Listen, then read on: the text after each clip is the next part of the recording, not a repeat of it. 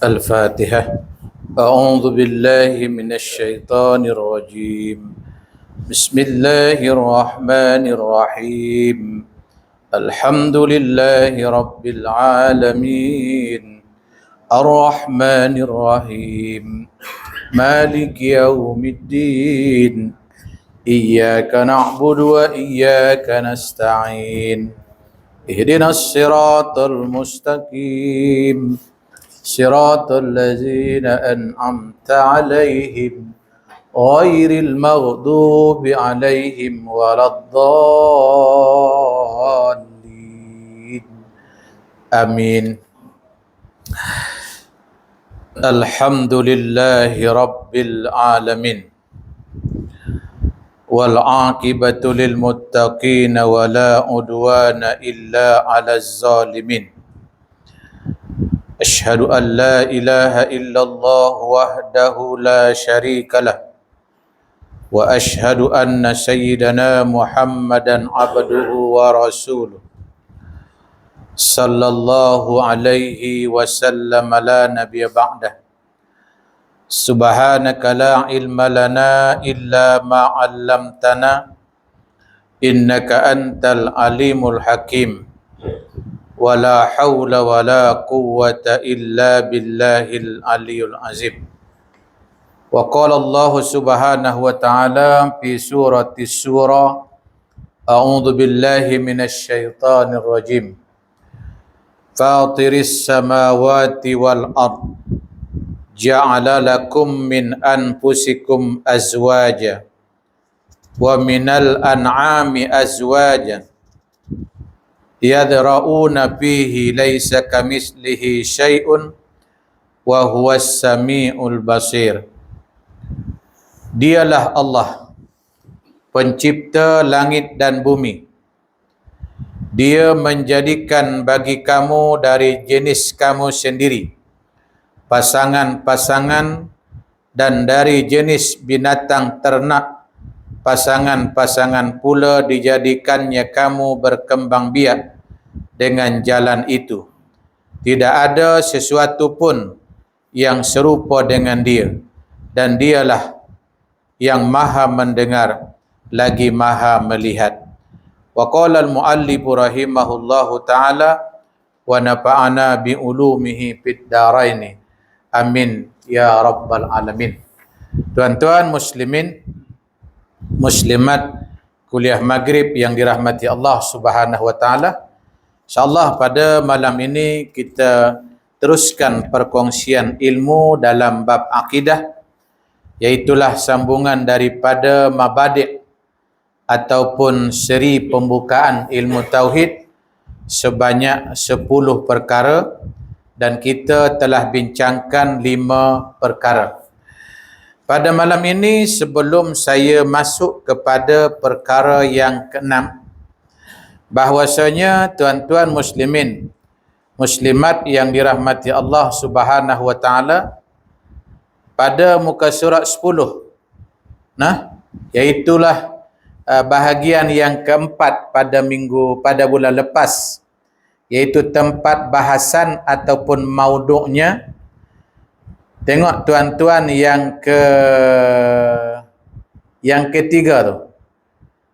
Pada segala kejadian dari segi jirim dan arad, sekira-kira keadaan itu jadi pertunjukan dan dalil atas wujud yang menjadikan dia.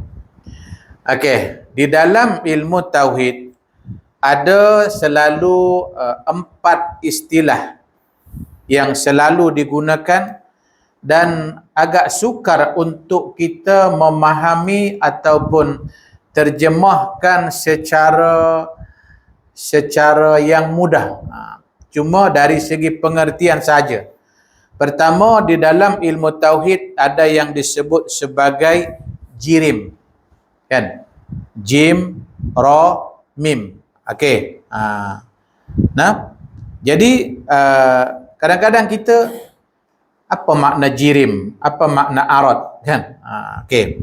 Jadi nanti kalau kita jumpa istilah perkataan jirim itu ataupun jim ra mim itu, Jirim bermaksud tiap-tiap barang yang ada bertempat dan mengambil lapang ataupun ruang. Kan? Jadi jirim ni asalkan dia mengambil tempat ataupun asalkan dia mengambil ruang, tu dia panggil jirim. Contoh ni, kan? Botol ni kira jirim lah ni. Pasal dia bila kita ambil dia, kita letak dia, dia kena menggunakan ruang. Dia mengambil tempat. Tu dia panggil, asalkan sesuatu itu dia memakan ruang dan dia menggunakan ataupun mengambil tempat, tu dia panggil jirim. Sebab itu dia kata jirim-jirim. Okey. Berbeza dengan jisim. Jirim, jisim. Okey, kalau jisim itu adalah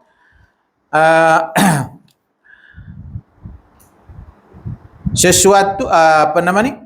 Jisim bermakna jika jirim itu besar dinamakan jisim. Contoh macam kita kan. Jisim ni dia adalah gabungan-gabungan daripada jirim. Contoh macam kita, jisim kita ni gabungan daripada ada biji mata, ada apa?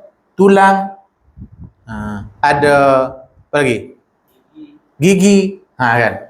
Itu dia panggil sebagai jisim. Okey. Ada satu lagi dia panggil jauhar. Jauhar ni adalah benda-benda kecil yang tak boleh dibahagi. Itu dia panggil jauhar. Kan? Benda-benda yang kecil. Susah untuk dibahagi, untuk dipecah-pecahkan, dia susah. Kan? Okey. Dan jauhar itu dibahagikan kepada dua. Satu dia panggil sebagai jauhar fardi, satu lagi dia panggil jauhar murakkab. Jauhar fardi inilah yang dia tak boleh dibahagi-bahagikan. Dia bendanya kecil. Kan? Tapi kalau dia jauhar murakkab, hak tu kita boleh pisah-pisahkan dia. Kita boleh bahagi-bahagikan dia. Okey. Jadi apa nama ni, contoh arat tadi adalah termasuklah warna, terang, gelap, rasa, bentuk, benar, mentah, masak, buruk, jatuh, hancur. Itu dia panggil semua adalah sebagai arat. Contoh kalau tuan-tuan tengok ni kan, ni warna ni dia melekat dengan benda tu. Cuba tuan-tuan pisahkan dia warna tu dengan benda tu. Susah kita nak pisahkan kan. Okey. Satu lagi nanti kita akan jumpa istilah dalam ilmu tauhid, dur ataupun dia panggil daur. Dal waw ra. Daur. Satu lagi dia panggil tasalsul. Ta sin lam sin lam. Tasalsul. Okey. Daur ni adalah suatu pusingan yang dia tak ada berkesudahan, tapi dalam bentuk bulat. Kan? Tuan-tuan perasan tak ada satu lagu apa nama ni? Apa tu? Bangau oh bangau, kenapa macam mana? Kenapa? Kurus, kan? Lepas tu dia jawab balik. Mengapa aku tak kurus? Ikan tak mau timbul. Nampak? Tanya pula ikan. Ikan, oh ikan, kenapa engkau tak mau timbul? Macam mana aku nak timbul? Rumput terlalu panjang. Tanya pula rumput. Rumput, oh rumput, kenapa engkau panjang? Macam mana aku tak panjang? Kerbau tak makan aku. Kerbau, oh kerbau, kenapa tak makan rumput? Macam mana makan rumput? Perutku sakit. Perut, oh perut. Kan? Macam mana kau sakit? Macam mana aku tak sakit? Masak nasi mentah. Apa nama lagi? Nasi, kenapa engkau mentah? Api tak nyala pula. Api, kenapa engkau tak nyala? Kayu basah. Kan dia akan pusing, tak berkesudahan. Tak, dia berangkai-rangkai, pusing gitu juga. Satu lagi dia panggil tasalsul. Tasalsul ni maksudnya dia menerewang macam tu. Contoh, hang siapa? Dia kata apa nama ni? Anak Syanu. Syanu anak siapa? Anak Syanu. Syanu anak siapa? Anak Syanu. Syanu anak siapa? Anak Syanu. Tak berkesudahan. Itu dia panggil tasalsul. Okey, itu sebagai istilah. Kalau kita jumpa perkataan-perkataan tu nanti, iaitulah jirim, jisim, jauhar dan juga arad. Okey. Kita sambung yang keenam. Nisbah ilmu tauhid ini dengan ilmu-ilmu yang lain. Kan kita ada belajar ilmu fiqh, ilmu mantik, apa lagi? Sekurang-kurangnya kita kena belajar ilmu pertama ilmu fiqh, yang kedua ilmu akidah ataupun ilmu tauhid, yang ketiga kita kena belajar ilmu tasawuf ataupun akhlak, yang ketiga, yang keempat kita kena belajar sirah Nabi. Kalau kita belajar sirah Nabi, insya-Allah kita gabungkan dengan akidah, kita gabungkan dengan akhlak, kita gabungkan dengan fiqh. Okey. Contoh kalau orang tu dia hanya belajar fiqh sahaja tapi dia tak belajar tasawuf. Okey. Sebab itu kita akan jumpa orang, kan? Dia ni orang fiqh ni. Kalau fiqh tuan-tuan jangan tanya dia, hukum hakam ni lain clear. Tapi kalau dia tak belajar tasawuf, tuan-tuan pernah dengar tak? Ada orang dia sembahyang pakai kain boroi saja. Dia sembahyang, dia pakai kain, dia simpul kain tersebut atas pusat, kemudian dia panjangkan di bawah lutut. Saya nak tanya tuan-tuan, sah tak sembahyang dia? Sah. Kalau macam tu saya cadangkan tuan-tuan hari Jumaat ni sembahyang kat surau, tuan-tuan pergi nanti sembahyang pakai kain je, jangan pakai baju. Kan? Maknanya kita kena belajar juga bab akhlak, bab sopan santun. Cuba tuan-tuan tengok, yang paling orang bersopan santun ada, saya tengok dua masa. Satu ketika raya Idul Fitri, satu lagi kalau dia dapat anugerah oleh tuanku. Cuba tuan-tuan tengok. Ada tak tuan-tuan tengok orang dapat apa yang paling kecil apa dia? PJK, AMN, PJK. Okey. Pingat jaksa kebaktian, kan? Bukan saya nak pertikai PJK tu. Bukan bawa gelaran datuk apa pun. Tapi orang nak ambil PJK tu pun, cuba tuan-tuan tengok songkok dah. Baru beli kan? Kan? Boleh tak dia pakai baju Melayu, lepas tu seluar tracksuit hitam? Kan dua-dua hitam kan? Kenapa dia tak buat? Tak masuk lah? Betul lah? Boleh kot.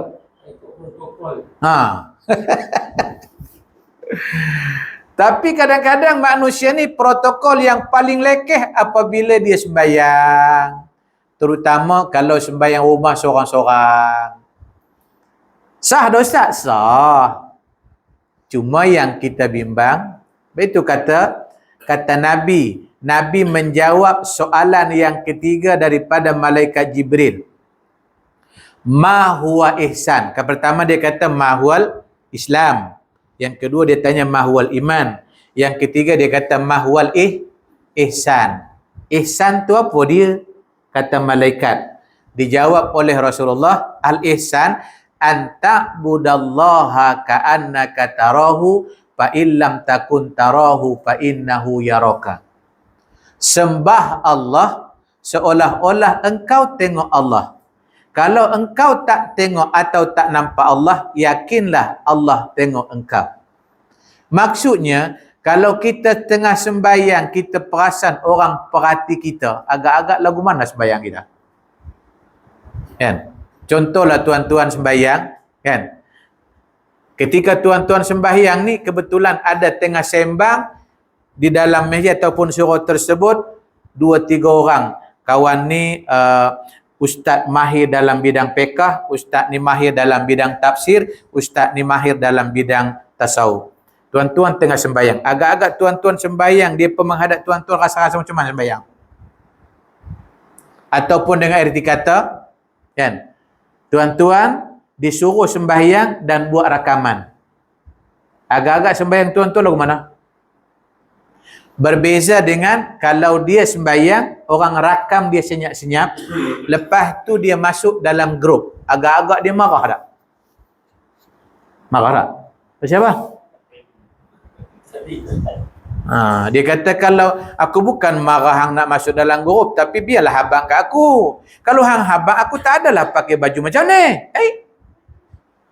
Pasal apa bila buat rakaman baju lain, bila sembahyang seorang diri baju lain? Nampak tak di situ dia punya perbezaan dia? Sebab itu saya katakan tadi, kalau kita nak belajar, bukanlah komplit, tapi bolehlah tahan bila kita belajar ilmu 3 perkara. Kita belajar fiqh pun kita belajar, tasawuf pun kita belajar, tauhid pun kita belajar, kemudian kita belajar juga sirah Nabi. Yang masalah kadang-kadang bila kita tak belajar sirah Nabi ni, kita jadi, betul juga. Kita tak belajar sirah Nabi. Okey. Jadi ilmu tauhid berbanding dengan ilmu-ilmu yang lain ialah ilmu yang terbangsa kepada agama Islam yang paling utama sekali. Nah, tuan-tuan, tinggi mana pun ilmu fiqh dia, tinggi mana pun ilmu tafsir dia, tinggi mana pun ilmu tasawuf dia, tapi dia tak belajar ilmu tauhid. Saya bagi contoh. Seorang abid, dia berdoa, kan? Dia kata, ya Allah, engkau bukan tak tahu bahawasanya aku adalah sudah lama menyembah engkau, dan aku telah buktikan bahawasanya, dia kata, tempat sujud yang aku sujud ni, dia kata, tuan-tuan bayang, dia sujud bukan guna karpet, bukan guna sajadah macam ni. Sujud dia, sajadah dia atas batu. Batu besar lepeh, kemudian dia sujud atas batu tu. Dan batu tersebut dah ada bekas, nampak dia punya kesan sujud dia tu ada pada batu tu. Lama tak lama dia sembahyang tu. Tak tahulah berapa puluh tahun. Jadi dia kata, ya Allah, aku penat dah buat ibadah ni. Aku pun dah tua. Berilah aku gambaran. Adakah aku teruskan lagi ibadah ini ataupun sudah cukup ibadahku yang selama ini? Maka bunyilah suara, wahai hambaku. Agak-agak suara siapa tu? Pandai. Itu bukan suara Allah. Itu suara syaitan atau suara iblis. Iblis kata cantik punya dia mohon. Tuan-tuan, mana ada istilah ibadah kepada Allah berhenti selain daripada mati. Sebab itu dalam sembahyang, tak boleh sembahyang ni kita cuti sampai pada peringkat buatlah sembahyang dengan cara apa sekalipun dan bila mana sekalipun dan waktu apa sekalipun. Sampai pada peringkat kalau kita sembahyang sedangkan waktu itu kita ada urusan penting dan daripada rumah kita ke tempat urusan tersebut cukup 2 marhalah. Adakah kita boleh cuti sembahyang? Tak boleh cuti sembahyang. Allah berikan di situ rukhsah. Allah berikan keringanan. Kita boleh melakukan sama ada kita buat masuk waktu zuhur, kita sembahyang zuhur 2 rakaat sahaja, dipanggil qasar. Nanti bila masuk asar, kita buat asar pula 2 rakaat sahaja, pun 4 tolak 2. Malah kita boleh pilih. Kan? Sama ada kita nak bawa zuhur tu kepada asar ataupun asar tu kita bawa kepada zuhur, mengikut kesesuaian sibuknya kita tang mana. Kalau kita rasa tak dan nanti di waktu asar sebab mungkin akan terlewat sampai menjelang maghrib, maka kita buat jamak takdim. Dibolehkan untuk kita ubah sembahyang itu, pertama daripada 4 kepada 2, yang kedua kita boleh gabungkan 4-4, kita boleh jadikan 2-2 dalam satu waktu. Namun tinggal tak boleh. Okey, itu musafir sihat. Waktu sakit, kan? Tak boleh berdiri, duduk. Duduk di mana? Itu yang salah. Kan? Di situ kadang-kadang ramai terlepas pandang.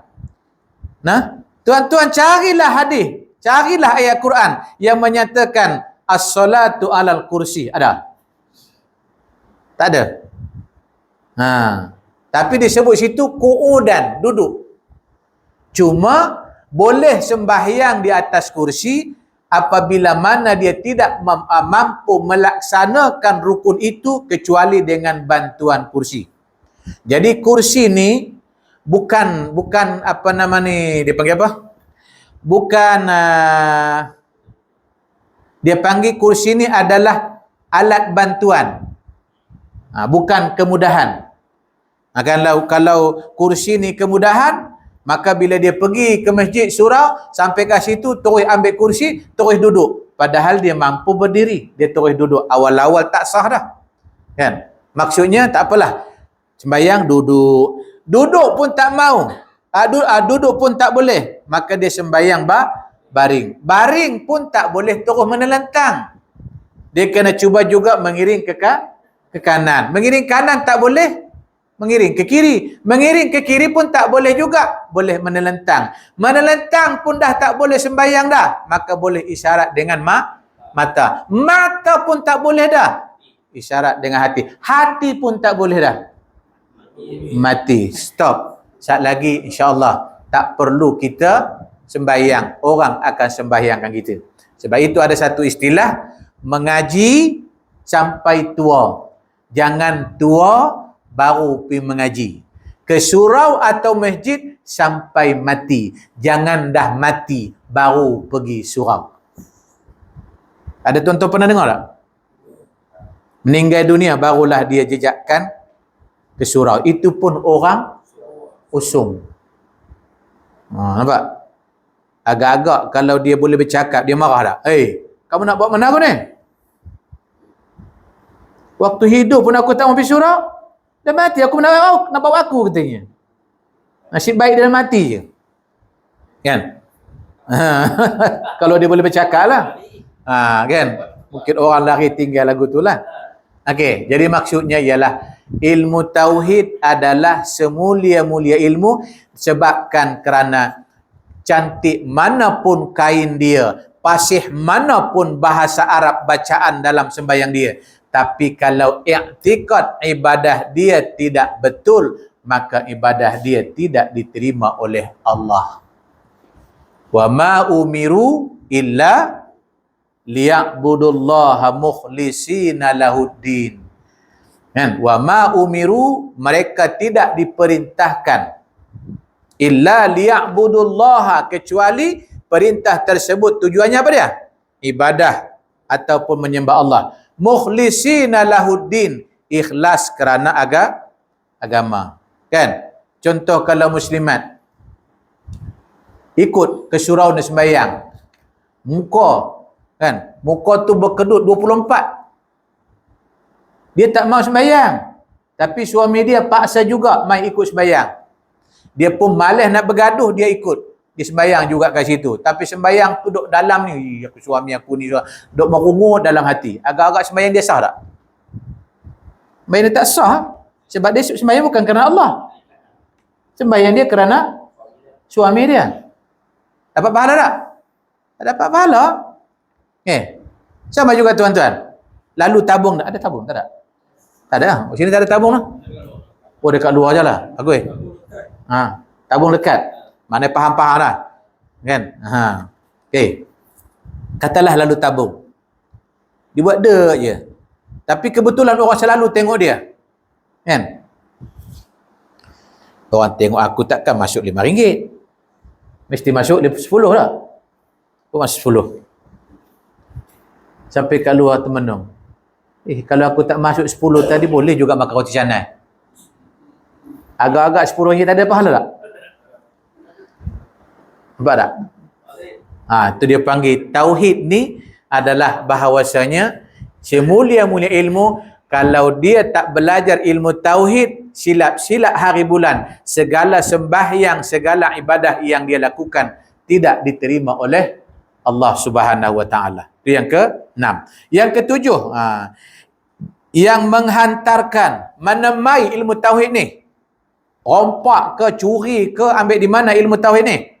Iaitu yang pertama, mereka yang mengaturkan titisan ilmu tauhid dengan mendirikan dalilnya untuk menolak perkataan mereka yang menyalahi, ialah daripada ulama-ulama yang masyhur di antara ulama yang awal mencipta ataupun mengarang ataupun memperbetulkan akidah, ialah pertama adalah Imam Abu Al-Hasan Al-Asy'ari, yang kedua adalah Imam Abu Mansur Al-Maturidi. Dua tokoh inilah. Sebab itu tuan-tuan, orang-orang Mu'tazilah, orang-orang Syiah, orang-orang puak-puak Wahabi, mereka akan cuba mencari dalil untuk mengatakan bahawasanya Abu Mansur Al-Maturidi dan juga Abu Hasan Al-Asy'ari ni mereka kata sebagai sesat. Jadi bila kita yang belajar ilmu tauhid ni, kita pun percaya dua orang tu sesat, akhirnya kita pun tak mengajilah ilmu tauhid. Nampak tak?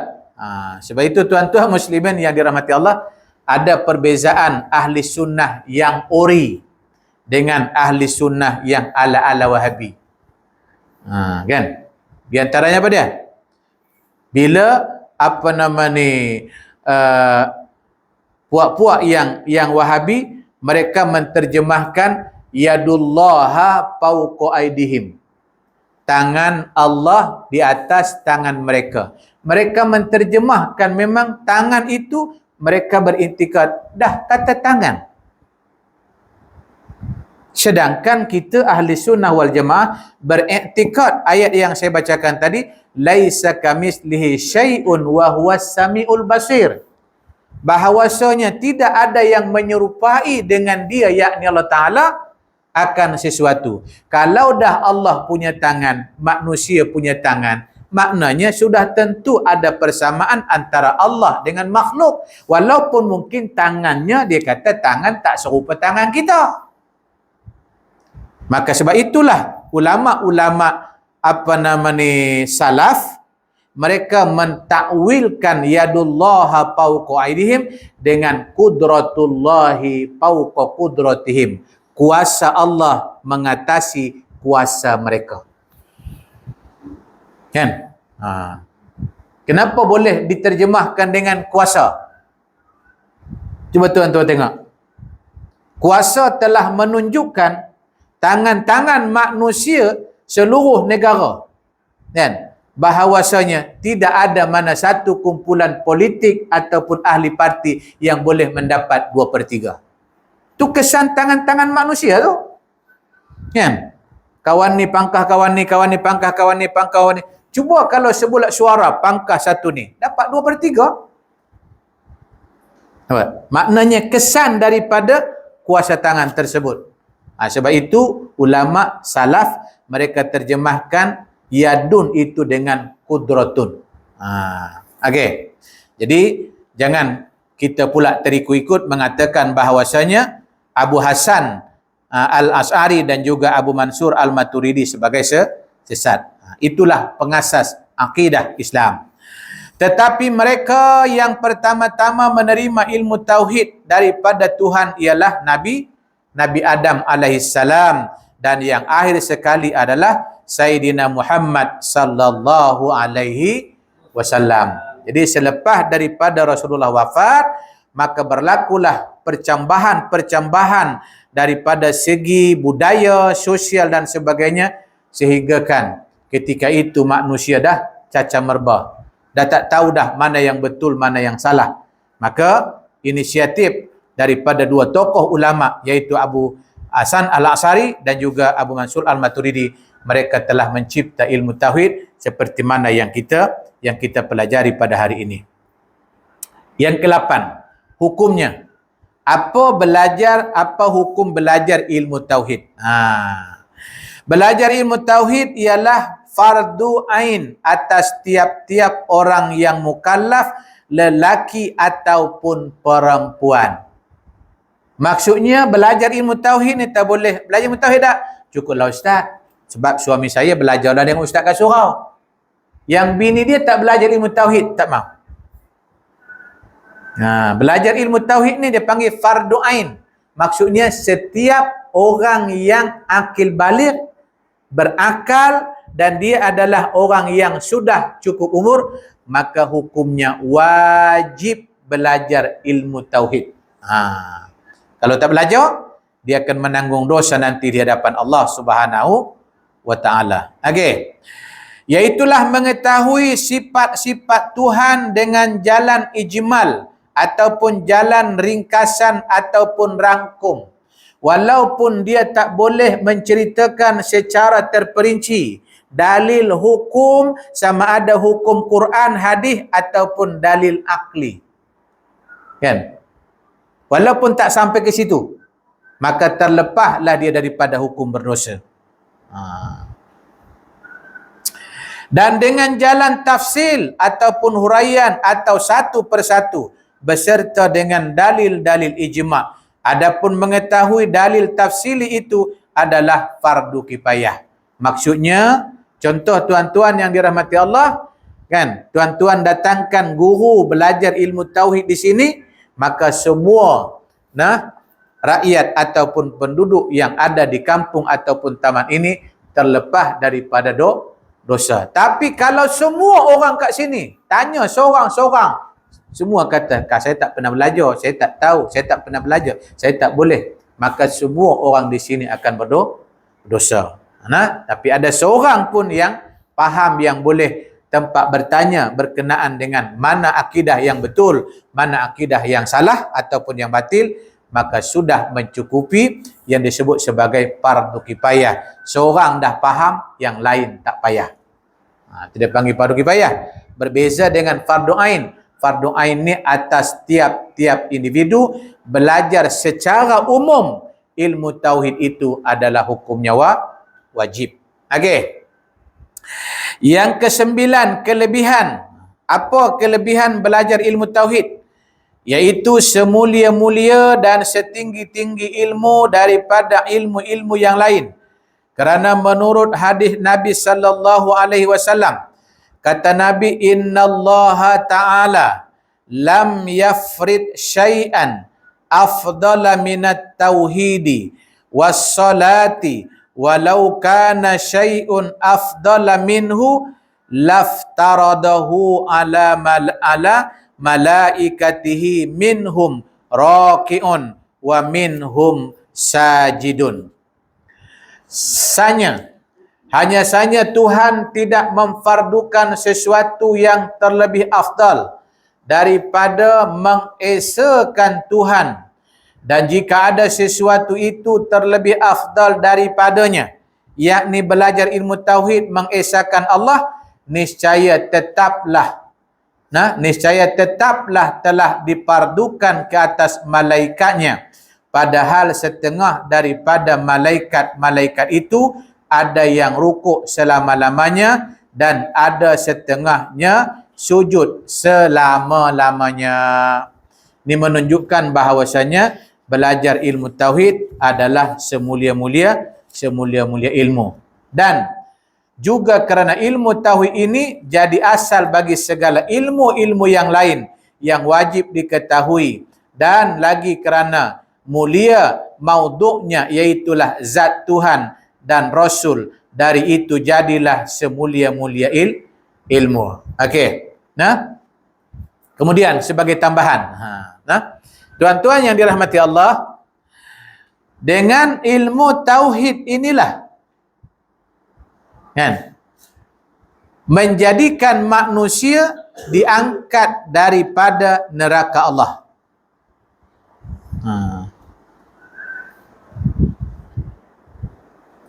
Tuan-tuan kalau ingat ketika Sayyidina Abi Talib dalam keadaan sakaratul maut,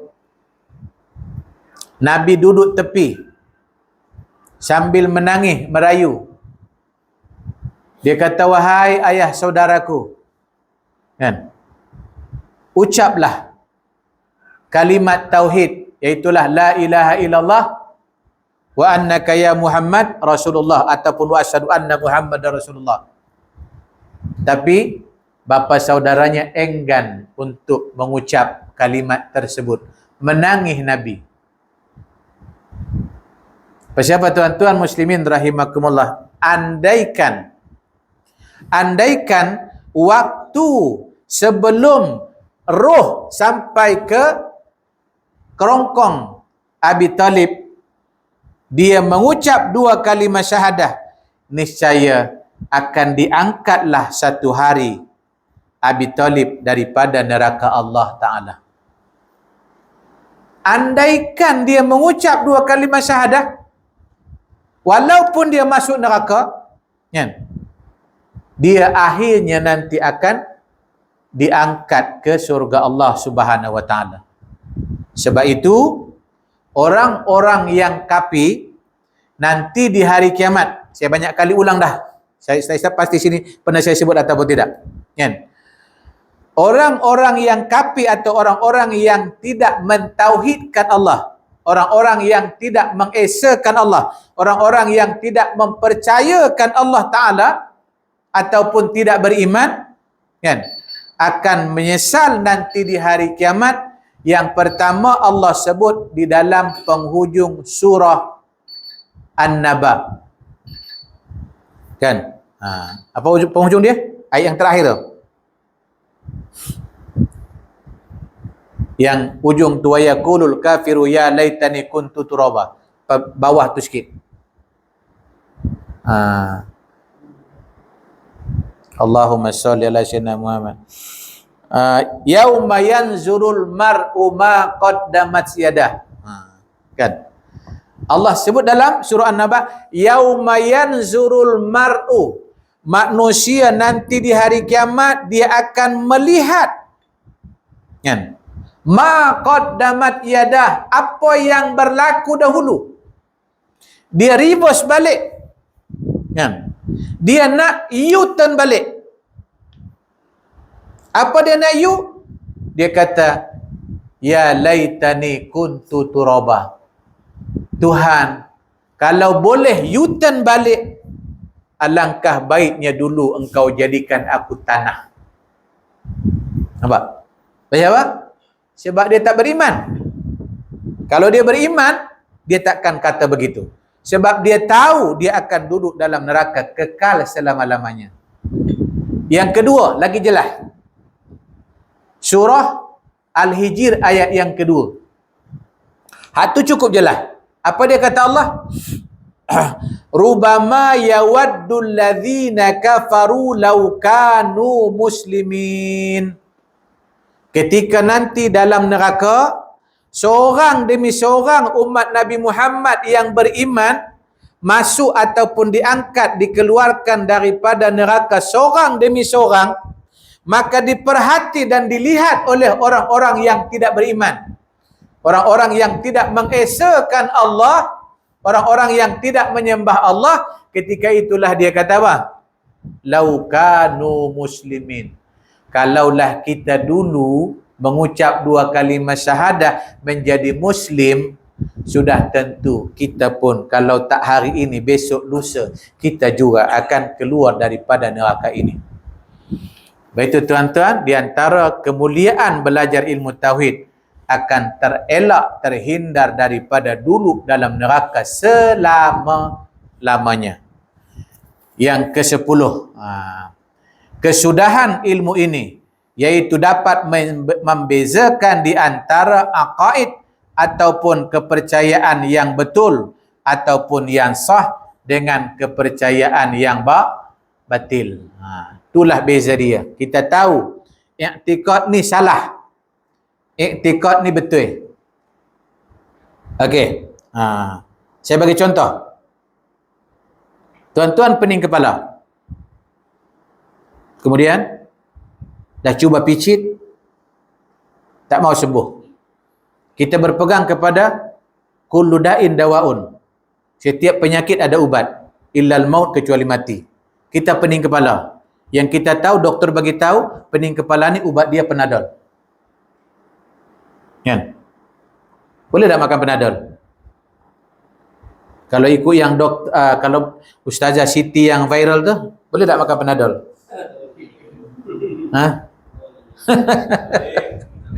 Makan ubat sakit dia kata masuk neraka. Masuk neraka. Kan? Okey. Ilmu lebih. Ni apa, Jakim dah nasihat dah dia. Dah nasihat dah, dakwah jangan keras sangat. Tak tahulah. Kalau tak boleh juga kenagam baru dia tahu. Okey. Tak apalah, tu dia punya pasal lah. Apa nama ni? Kalau dia makan Panadol, kemudian dia beriktikad bahawasanya Panadol itu yang menyembuhkan dia, maka rosak akidah dia. Kan? Saya datang ke sini, kan? Saya datang ke sini, yang mendatangkan saya ke sini adalah Allah. Tapi wasilahnya saya datang naik kereta. Kalau Allah tak kehendakkan saya datang hari ini, Allah boleh pancitkan tayar kereta saya tengah jalan. Saya tak sampailah ke sini. Nampak tak tuan-tuan? Itu beza dia. Okey. Yang paling nyata lagi.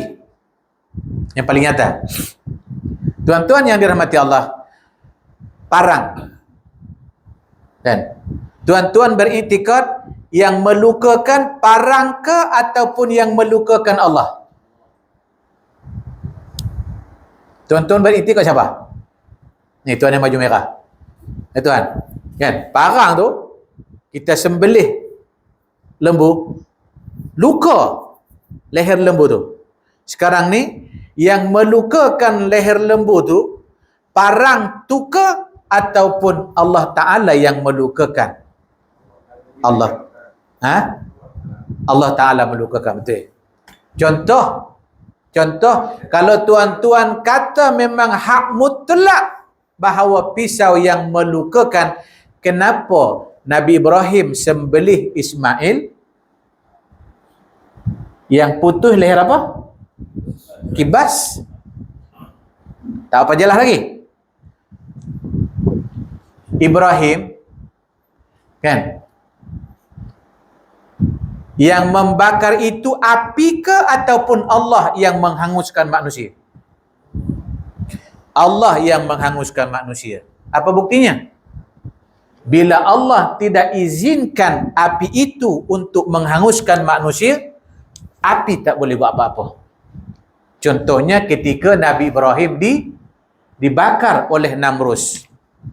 Api telah membakar kayu. Sebab ada dua kaul lah. Satu kaul kata Ibrahim diikat dulu pada tiang kayu, kemudian baru dikumpulkan kayu.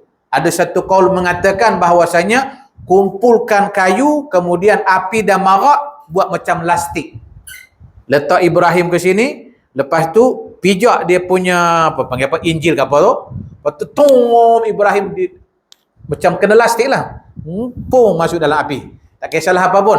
Saya ambil pandangan yang kata Ibrahim diikat, kemudian dikumpulkan api. Okey. Jadi pada pandangan orang-orang Namrus ni, kerja mereka atau orang yang kacau selama ini dah tak ada. Kan? Pasal apa? Mereka telah bakar. Okay. Sekarang ni, bila mereka tengah gembira dan bersorak meraihkan kemenangan mereka, tiba-tiba Nabi Ibrahim keluar daripada celah-celah unggun api. Jangankan bulu rambut dia terbakar, malah Ibrahim dalam api tersebut dalam keadaan kesejukan. Pasal apa? Ekoran daripada turunnya firman Allah kepada api. Kul ya naru kuni bardan wa salaman ala Ibrahim. Hei api, kata Allah, jadilah engkau sejuk dan sejahtera. Nah, tuan-tuan, Allah gabungkan lah. Allah gabungkan kuni bardan wasalaman. Kenapa ada perkataan salaman? Tuan-tuan tengok. Ada kalanya berlaku banjir membawa rezeki. Pasal apa? Ikan banyak. Orang pakat sauk. Tapi ada banjir sampai mengorbankannya nyawa. Nampak? Sebab itu banjir okey. Tapi jangan kalau setakat banjir tu orang kata apa? Banjir boleh mandi manda, boleh menjala. Itu semua orang suka. Kita pun rasain tunggu. Nah, saya tunggu kalau berlaku banjir, tapi banjir tersebut tidak melibatkan korban ataupun kerugian kereta, harta benda, rumah hangus ada. Cuma bila banjir boleh mandi manda dan ikan banyak. Saya tunggu tiap-tiap tahun banjir. Kan? Tapi kalau macam yang sekarang, Kelantan dan Terengganu, ni paling teruk banjirnya. Dah dijangka dah. Sebelum ni pun dah dijangka dah. Sebelum hari tu nak pilihan raya tu ada dah. Memang dijangka dah akan berlaku banjir. Tapi tak tahu akan bila. Jadi sekarang dah, memang dah. Hari ini.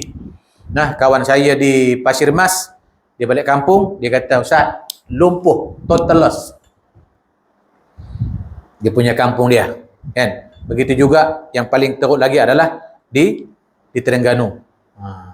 Okey, itu banjir yang membawa bencana. Jadi api tersebut Allah kata kuni bardan wasalaman.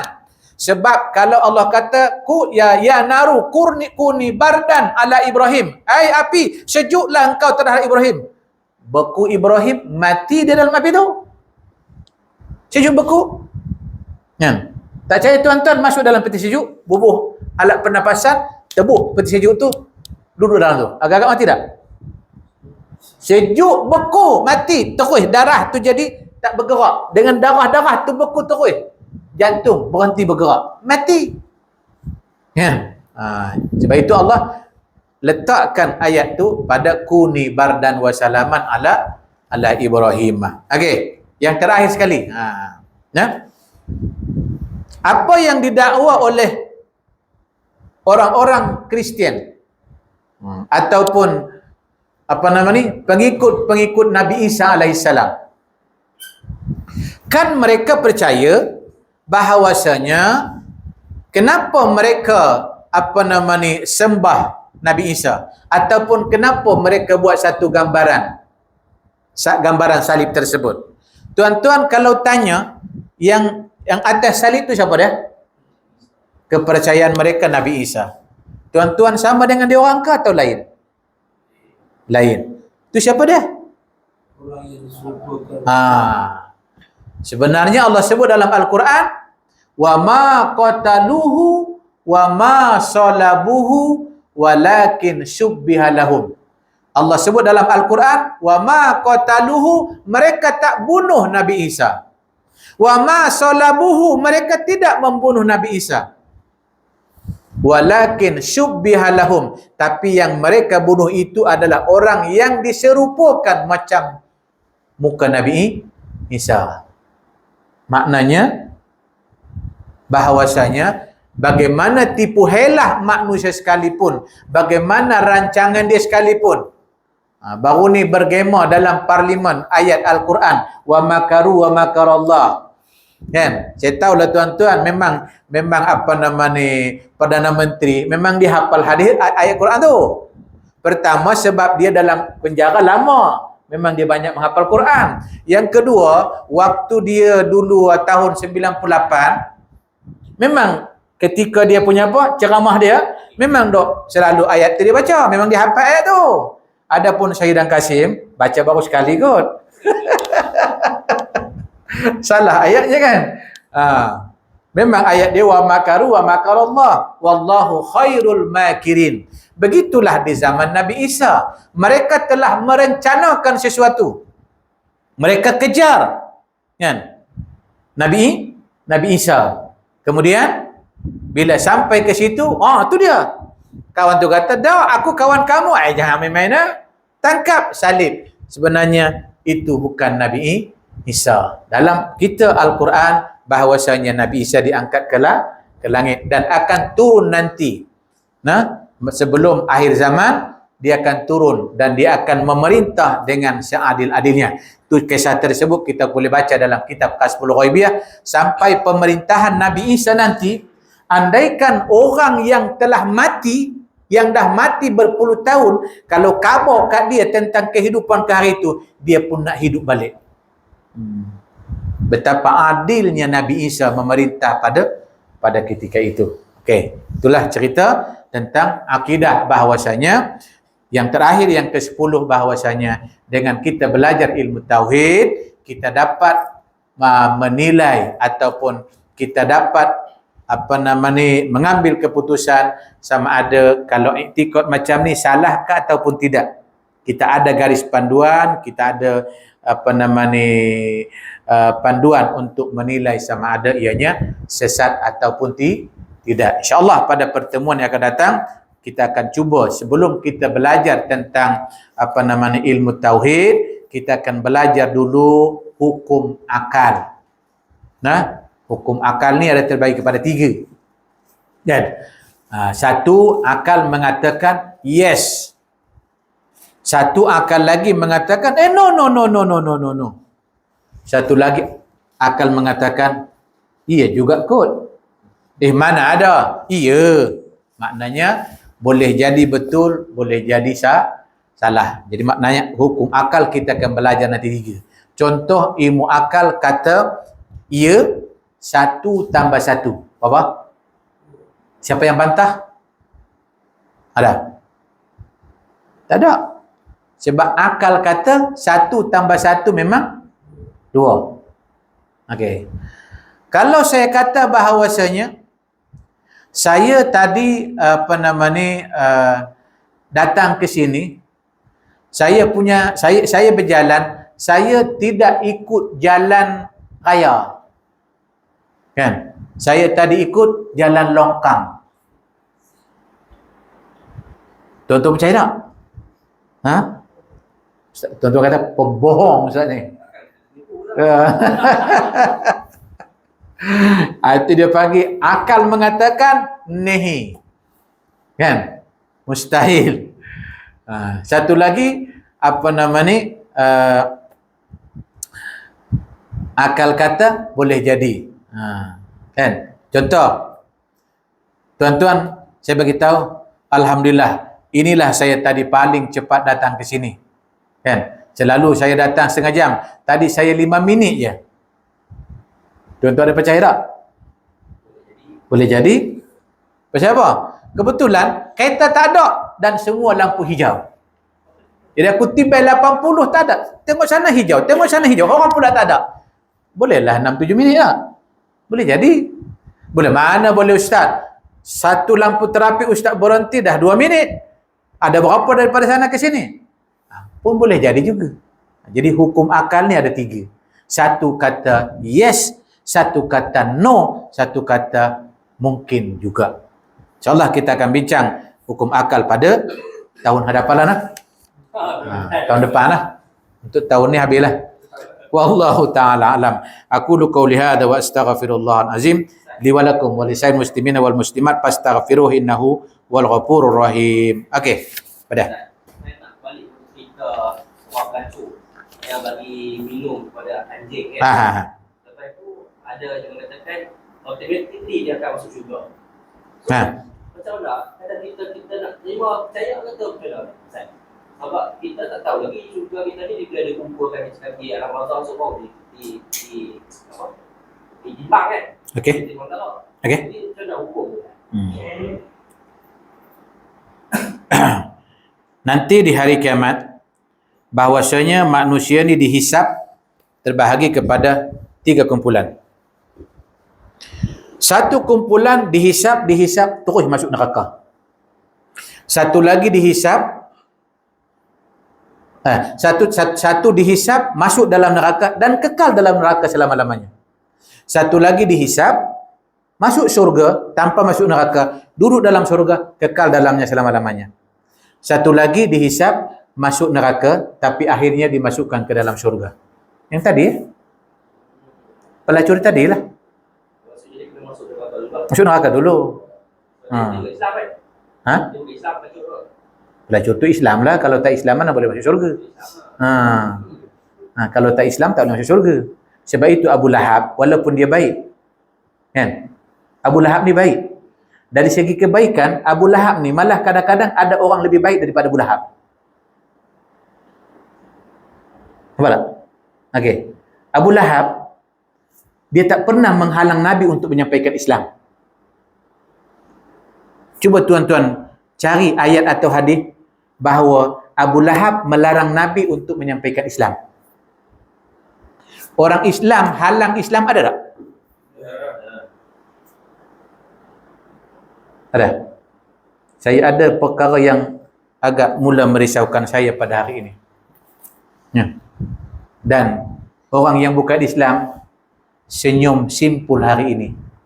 Mereka tak perlu halang, mereka tak perlu mengeluarkan arahan dan sebagainya, tapi dengan sendirinya Islam sudah semakin tak bebas. Kan? Faham tak maksud saya ni? Apa yang tuan-tuan faham? Orang dalam kita sendiri yang menghalang. Bagi contoh sikit. Bagi yang mulia ni ada ditakdir bagi ceramah. Dulu setahu saya yang tak boleh bagi ceramah ataupun orang yang tak ada tauliah. Ni ada tauliah pun tak boleh bagi ceramah juga. Jadi tahu? Itulah tadi. Mana pelik dengan Abu Lahab? Kan? Okey. Satu. Nah, tuan-tuan kalau tuan-tuan perasan di antara imarah ataupun dia panggil imarah. Dia panggil tersebarnya Islam ni ataupun tahunya tentang Islam ni, satu adalah aktiviti keramaian. Yang kedua ialah ceramah. Contoh ni lah. Kuliah. Yang kedua khutbah. Yang ketiga bank. Doktor perasan tak mula kurang dah? Okey, contohnya kalau ada buat di sini Maulid Rasul ataupun ibadah korban, aktiviti Islam juga kan? Maka dia berkata, jangan guna pembesar suara. Kan? Bising dekat luar. Okeylah, biarlah kita sini saja. Kurang satu. Dua, ni pun dah ada bunyi dah. Kuliah ni tak payahlah buka sound luar, mengganggu orang di luar. Yang ketiga apa dia? Khutbah. Khutbah pun dah ada dah. Dah ada tempat-tempat tak boleh bunyi keluar. Untuk dalam masjid sahaja khutbah tersebut. Yang bimbang nanti yang ketiga ni, azan pun dah tak boleh. Silap-silap hari bulan nanti bayang jemaah pun tak boleh.